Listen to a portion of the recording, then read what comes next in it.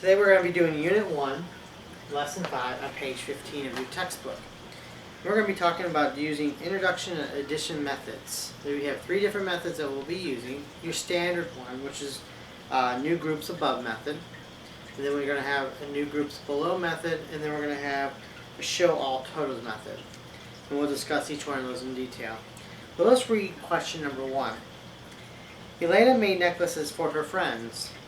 She used 586 green beads and 749 red beads. How many beads did Elena use in all? I want to talk about one thing in this question. It says use in all. We want to make sure we understand that, and that's the addition problem. I want you to go ahead and pause the video at this time, and I want you to go ahead and do question number 1, any method you know from previous time, such as the second grade. So go ahead and pause the video at this time.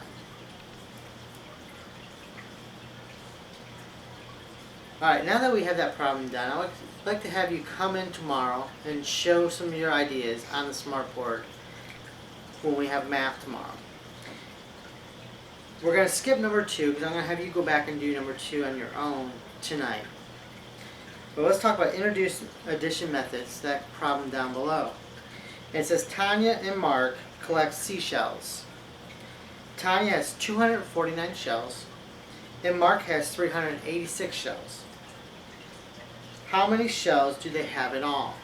Well, our first method that we know is their typical method. We do 249 plus 386.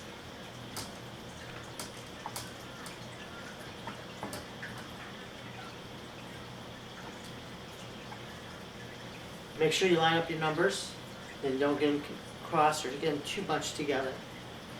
So we add 6 plus 9, so you have 9, 10, 11, 12, 13, 14, 15. And this is above method, so we're going to carry the 1 up top. I always circle it, just so I know it's up there. And I go 8, 9, 10, 11, 12. Don't forget the 1 up there, which makes it 13. Carry 1 again. 3, 4, 5, and then 1 again is 6. 635, don't forget your label, which in this case was shells. We call this the above method.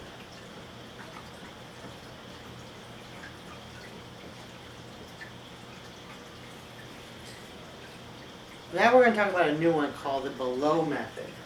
A little different, same numbers, 249 plus 386. We're going to add them all together. Again, 6 plus 9, 6, 7, 8, 9, 10, 11, 12, 13, 14, 15. But instead of putting it up top, we're going to go ahead and put it down below the 8. So now you have 4, 5, 6, 7, 8, 9, 10, 11, 12, plus the 1 is 13. Carry the 1 down below, up below method. 2, 3, 4, 5, 6, 635, and don't forget your label, shells. And that's called the below method.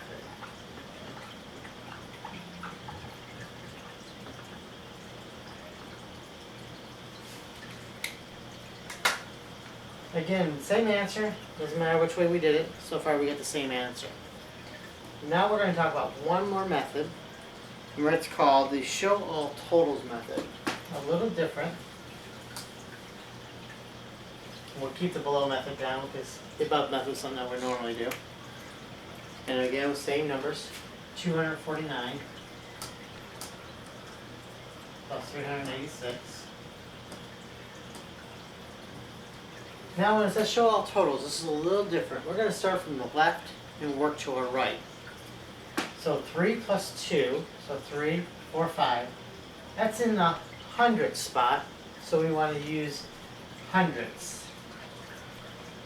Then we're going to go to the 10 spot, 8, 9, 10, 11, 12.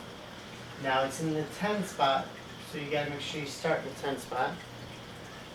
And then 6 plus 9 is 15 again. And again, it's in the 1 spot. And now we're going to come back down here and add them all together. So we have 5, 2, 3, 5 and 1 is 6. And the purpose of this one is to use smaller numbers. That way students can see exactly how to add everything together. It doesn't matter which method you use. All three of them gave us the same exact answer. So I don't care which one you use, whatever you feel more comfortable using. And this is show all totals.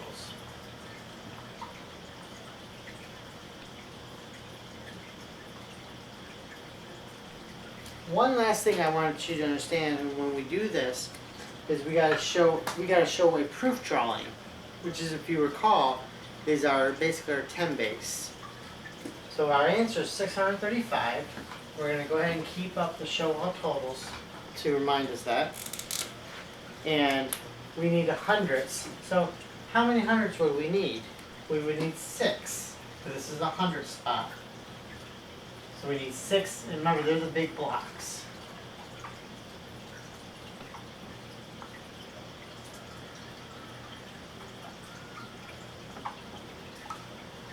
And then we gotta remember the 10s. The 10s are just the long, skinny lines.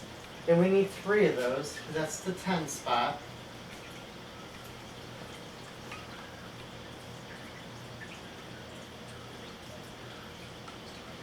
And then the last one is basically the little tiny circles for the 1s.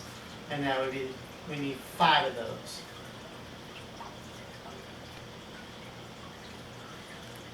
So now we did our proof drawing. We have 6 100s, 3 10s, and 5 1s, or 635 shells. All that does is help improve your answer for your problem.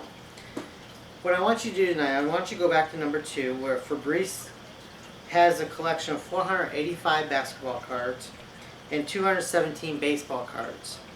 How many sport cards does Fabrice have in all? I would like to try all 3 methods and then do a show proof of your answer. And if you have any questions, we can discuss it tomorrow in the classroom. And now, you've just been flipped.